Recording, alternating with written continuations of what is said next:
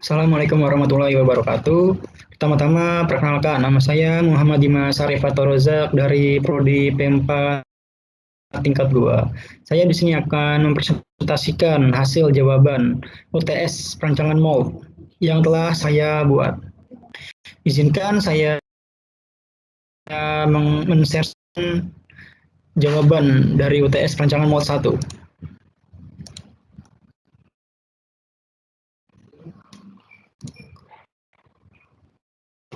Dan baik, ini adalah hasil jawaban UTS perancangan mold 1 yang telah saya buat.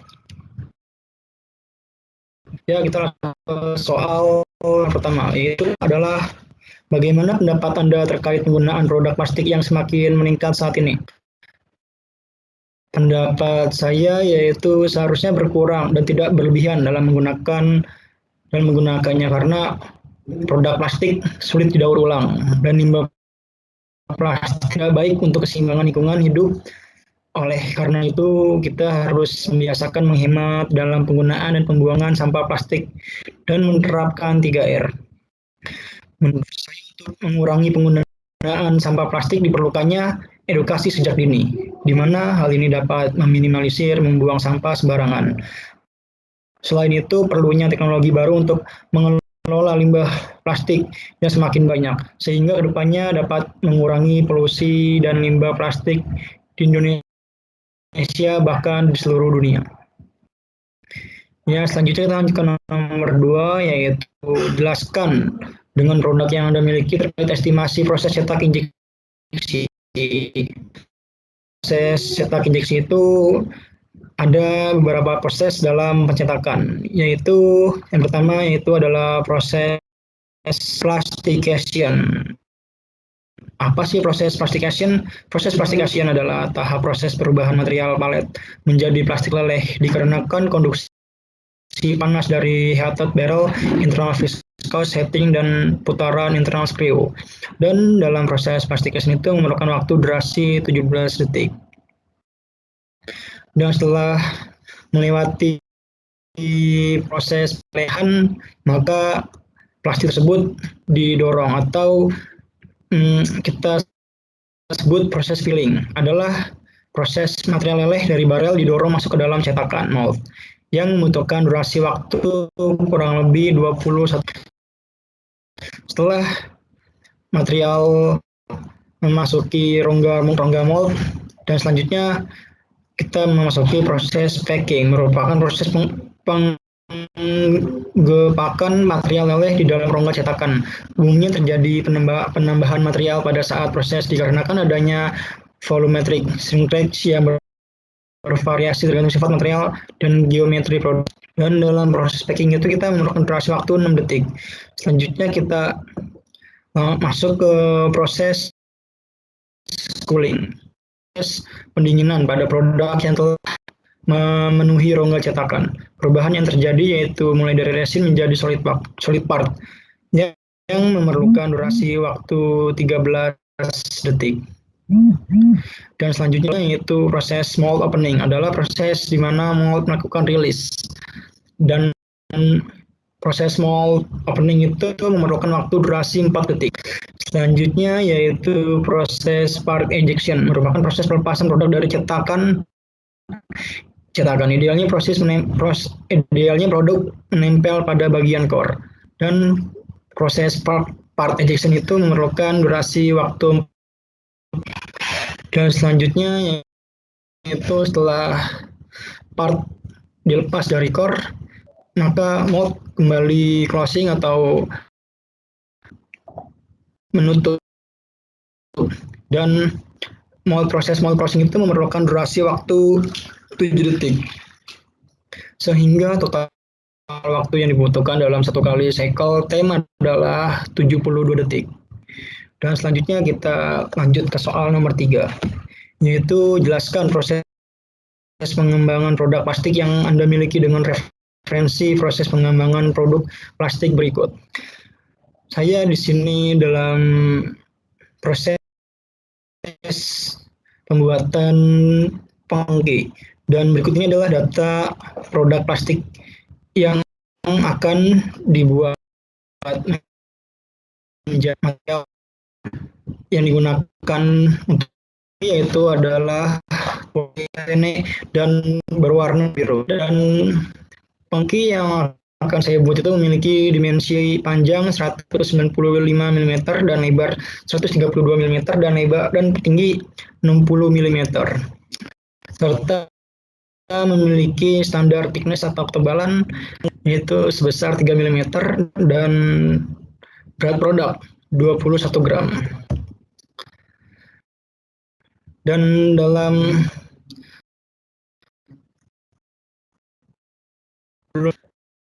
melakukan proses analisis untuk mengetahui seberapa besar peluang dari produk yang ingin kita buat atau seberapa laku dari produk yang kita buat. Dan untuk sebelum melakukan produksi itu kita akan melewati beberapa langkah. Yang pertama itu adalah product definition, yang mana di dalamnya itu kita melakukan proses survei pasar dan analisa kebutuhan pasar tentang produk yang ingin kita buat, yaitu pengki, dan kondisi market, seberapa lakunya produk pengki di khalayak umum. Selanjutnya setelah kita melakukan survei pasar, maka kita akan melakukan konsep desain dan perkiraan ukuran properties estimasi produk dari pengki yang ingin kita buat. Setelah melakukan konsep desain, kita melakukan konsep development, sketsa, mockup, dan prototype. Setelah melewati proses tersebut, kita lanjut ke proses sales forecasting atau perkiraan potensi pasar untuk menentukan estimasi harga produk dari pengki yang ingin kita buat. Jika sudah mengetahui pengki yang ingin kita buat, maka kita akan melakukan proses budgeting, yang dimana di dalamnya itu terdapat biaya operator yang sebesar 200.000 per hari dan biaya material plastik harga 345.240 rupiah per kilonya, dan biaya produksi material, total material yang diperlukan dalam proses pembuatan produk pengki itu sebesar 9.020.844 rupiah, dan biaya prosesnya machining yaitu sebesar 4.865.343 rupiah, dan biaya mesin 185.000 per jamnya. Setelah kita melakukan budgeting, maka kita akan melakukan pengajuan data atau approval review manajemen untuk mengembangkan produk yang diusulkan dapat ditolak, ditunda, bahkan diubah. Setelah melakukan product definition, kita lanjut ke langkah desain produk. Setelah approval atau proyek itu disetujui dan budget teralokasikan, maka kita akan melanjut ke proses detail desain, yaitu meliputi tentuan material polietilene dan bentuk sesuai digambar. Serta ukurannya yaitu panjang 195 mm dan lebar 132 mm dan tinggi 60 mm dan memiliki berat sekitar 21 gram. Setelah kita melakukan detail desain, kita lanjut ke desain produk, yang dimana di dalamnya terdiri dari desain untuk perakitan, dan karena ini adalah single part maka tidak perlu proses perakitan, dan kita lanjut langsung ke proses desain untuk pembuatan. Dan setelah melakukan desain produk, maka kita akan masuk ke proses review yang dilakukan oleh second management. Apabila desain produk dan biaya dapat diterima, maka akan berlanjut ke proses pengembangan bisnis dan produk. Dalam proses pengembangan bisnis dan produksi itu, kita melewati beberapa proses atau tahapan kembali. Yang pertama itu adalah tooling fabrication, yaitu adalah proses desain dan proses pembuatan merupakan inti dari fabrikasi. Selanjutnya setelah tooling fabrication kita lanjut ke business development, yaitu pengembangan menentukan supply chain dan pesanan order awal sehingga mendukung launching produk. Setelah masuk ke business development dan kita berhasil melewati proses itu, kita akan masuk ke proses production planning, yaitu perencanaan produksi diperlukan untuk mengatur tata letak jalur perakitan, menentukan kebutuhan tenaga dan fasilitas kerja, dan mengembangkan infrastruktur manufaktur. Dan setelah itu kita langsung masuk ke alpha test, yaitu setelah mold dibuat, proses alpha kemudian dirakit dan diuji. Produk alpha yang dihasilkan menjalani serangkaian pengujian untuk memverifikasi tingkat kinerja kebutuhan terhadap peraturan dan kepuasan pengguna. Selanjutnya kita masuk ke quality and training plans, yaitu secara bersamaan staf operasi mengembangkan detail rencana untuk prosedur pemeriksaan kualitas dan SOP. Approval kemudian diperlukan lagi setelah serangkaian tahap pengujian dan pengecekan kualitas, maka dilanjutkan ke tahap selanjutnya, yaitu proses peningkatan skala dan peluncuran produk. Setelah profil tinjauan manajemen untuk memverifikasi bahwa desain produk yang dikembangkan dan rencana produksi memuaskan, maka kita lanjut ke pilot production, yaitu proses produksi percontohan. Pilot production digunakan produksi produk dalam jumlah terbatas, digunakan untuk sampling dan uji coba produk di halayak umum. Setelah itu kita lanjut ke beta install dan tes, yaitu produk beta yang diproduksi digunakan untuk departemen pemasaran, tenaga penjualan, dan pelanggan utama untuk memastikan produk. Selanjutnya kita melakukan proses approval, dan jika proses approval sudah disetujui oleh semua pihak, maka produk dapat dirilis, dan rilis produk yang sudah fix untuk halayak umum, maka produk dapat dijual dan dipasarkan. Selanjutnya kita lanjut ke soal nomor 4, yaitu jelas analisis pengembangan dasar desain produk.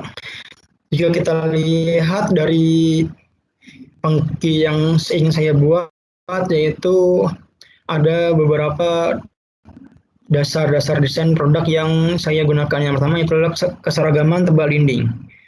Dalam pembuatan pengki tersebut, keseragaman dari tebal produknya sama, dikarenakan untuk menghindari penyusutan dan perbedaan suhu yang mengakibatkan distorsi geometrik pada produk. Dan selanjutnya itu adalah desain rib. Dalam pembuatan desain, khususnya di bagian gagangnya untuk memperkuat konstruksinya, maka dibuat, dan dalam pengki tersebut dapat fillet yang digunakan adalah radius R35, serta permukaan akhir tekstur adalah finishing rate yang dipakai dalam proses ini adalah SPIC 320 stone, serta sudut kemiringannya untuk angle yang digunakan pada produk ini adalah 35 derajat, dan sudut tajam pada produk ini terdapat sudut tajam yang terdapat di ujung produk tersebut. Dan selanjutnya kita masuk ke soal nomor 5.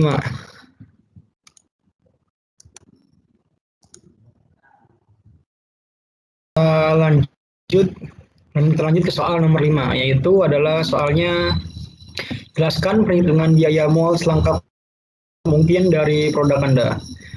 Saya di sini akan men-share hasil dari perhitungan biaya mold dari produk pengki yang telah saya buat. Dan berikut ini adalah hasilnya, di mana data produk plastik yang saya buat materialnya yaitu adalah polyethylene dan berwarna biru, serta shrinking faktornya 0,50%, dan produk dimensinya yaitu 195 dikali 132 mm dan dikali 60 mm. Dan standar thickness-nya dari ketebalan material produk tersebut adalah 3 mm, serta resin pressure-nya adalah 310 kg cm kuadrat. Serta berat dari produknya yaitu adalah 21.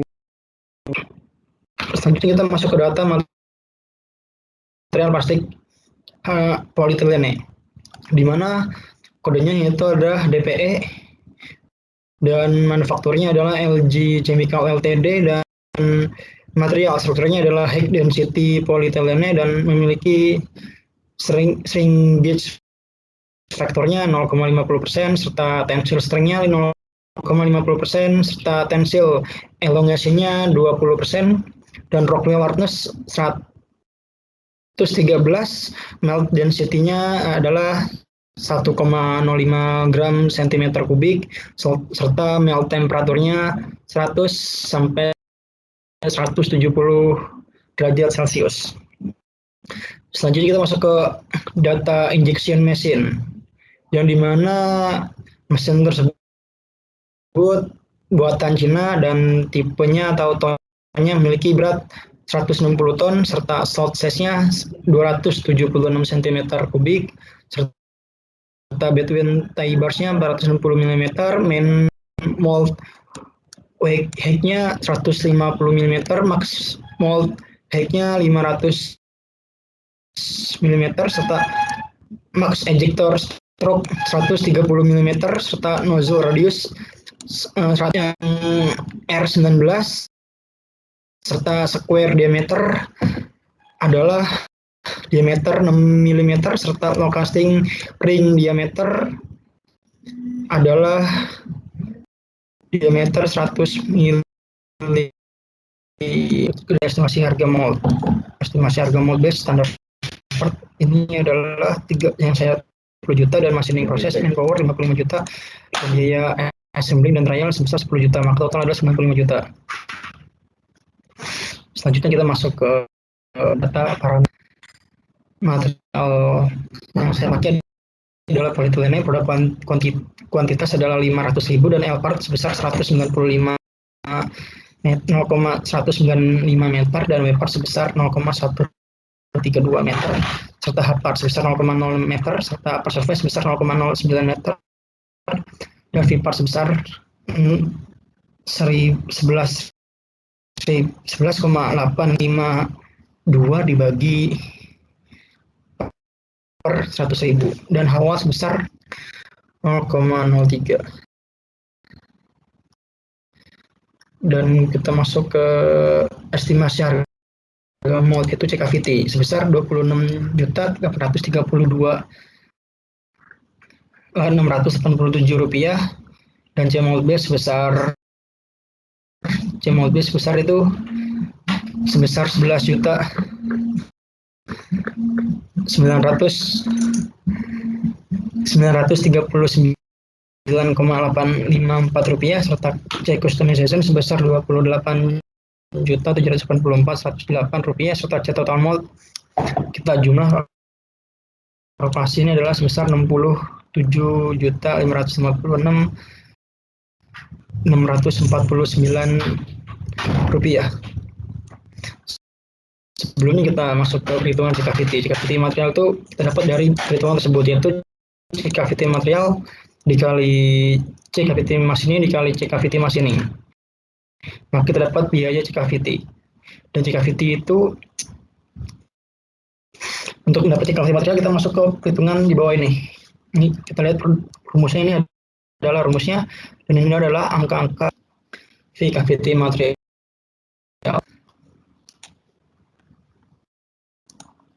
Yang dimana kita menghitung LKVT, WKVT, serta HKVT. Untuk mendapatkan data LKVT kita masuk ke perhitungan di bawah ini.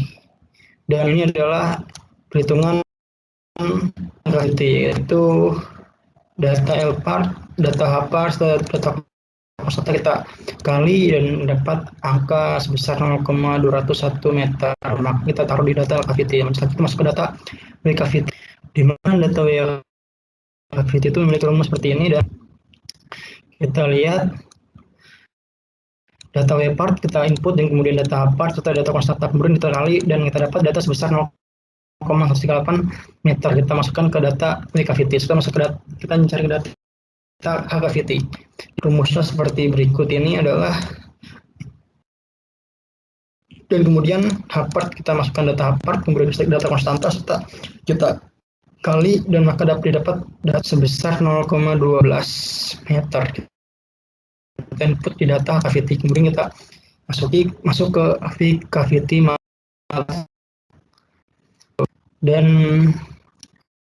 data cavity material kita input di data cavity material itu ke data raw cavity material. Ini adalah data dari tabel sebesar 7.850. Kita masuk ke data cavity material itu sebesar $24 per kilonya, kita kali harga rupiah sebesar 14.395, maka didapat data sebesar 345.240 dan kita kali cavity material sebesar 9.020.844 rupiah. Material kita input ke data sini di cavity material, kemudian kita masuk ke data perhitungan cavity machining, yaitu melakukan perhitungan rumus seperti berikut. Dan ini kita mencari data cavity machining dan mencari data air machining rate.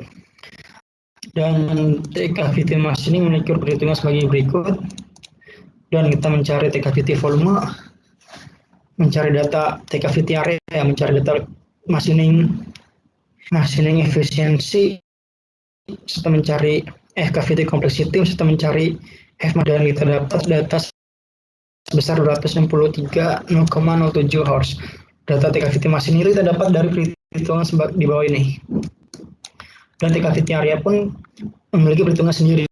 Itu ini adalah perhitungan cavity area di mana upper surface per air material area, dan yang kali dapat data sebesar 3 harus makanya diinput di data cavity area. Selanjutnya kita masuk ke machining efisiensi. Kita asumsikan efisiensi dari ini sebesar 50%, maka diinput data sebesar 0,5.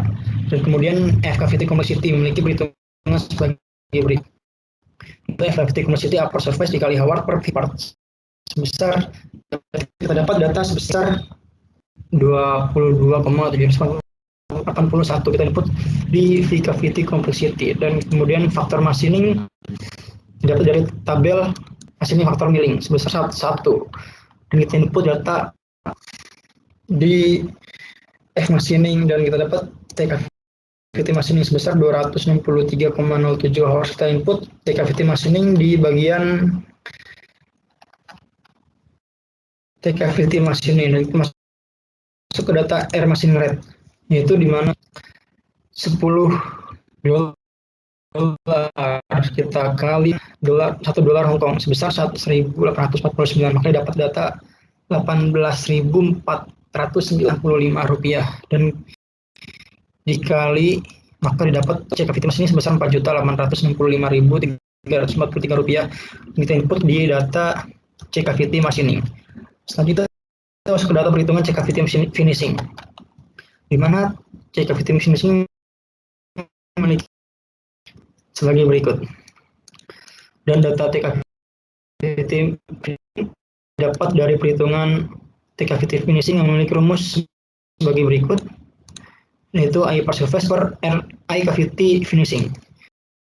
Dan kita dapat maka angkanya sebesar 18, maka kita dapat di data cavity machining. Dan kemudian kita masuk ke perhitungan air finishing rate, yaitu sebesar $50, kita kali dengan $1 atau kita rupiahkan sebesar 719.250 rupiah, kemudian dikali dan kita dapat biaya cavity finishing sebesar 12.946.500 rupiah. Dan kemudian data tersebut kita taruh di biaya cavity, kemudian cavity finishing dikali cavity machining dikali cavity material, maka dapat data untuk cavity sebesar 20.682.686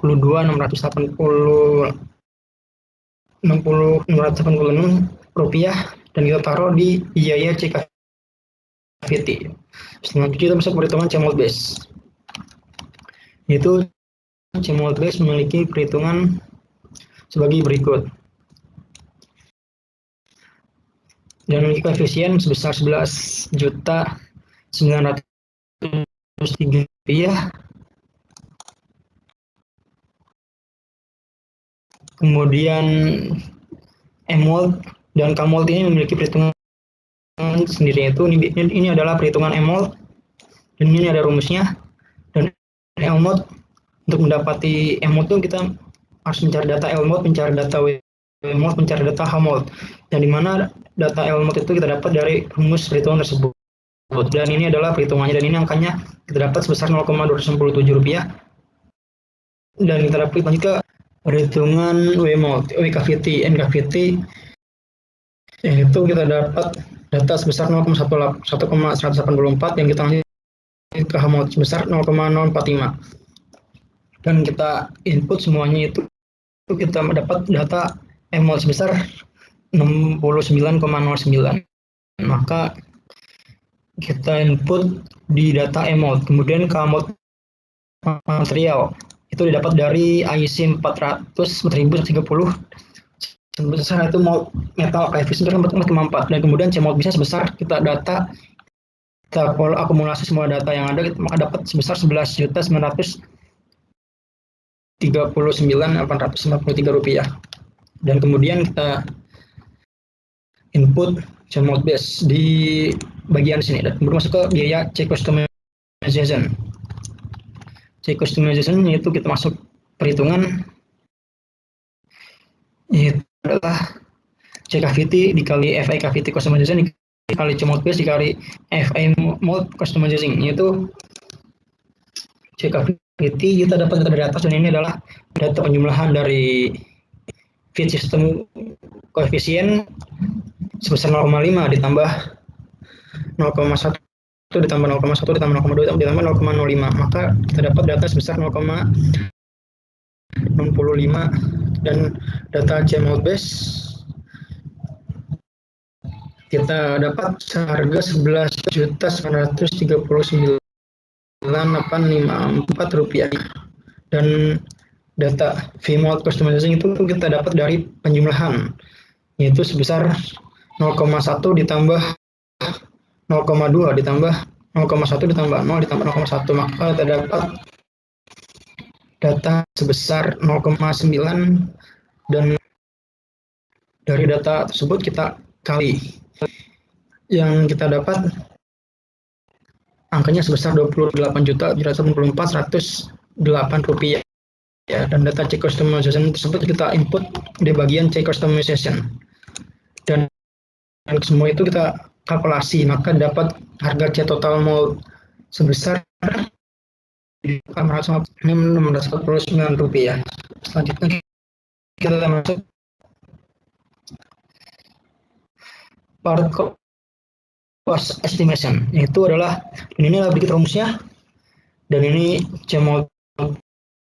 Terdapat data dari perhitungan berikutnya dari rumus C mold part, dan ini data C total mold, data dari atas, dan N total adalah data dari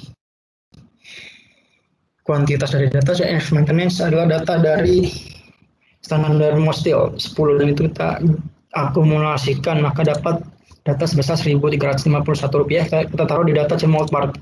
Dan C material memiliki perhitungan sendiri, yaitu ini adalah perhitungan C mold material.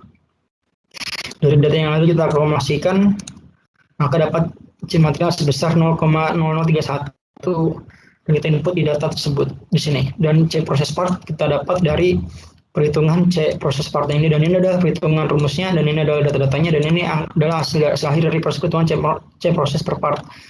Dan data tersebut kita input di data C proses per part. Kemudian yield itu kita dapat dari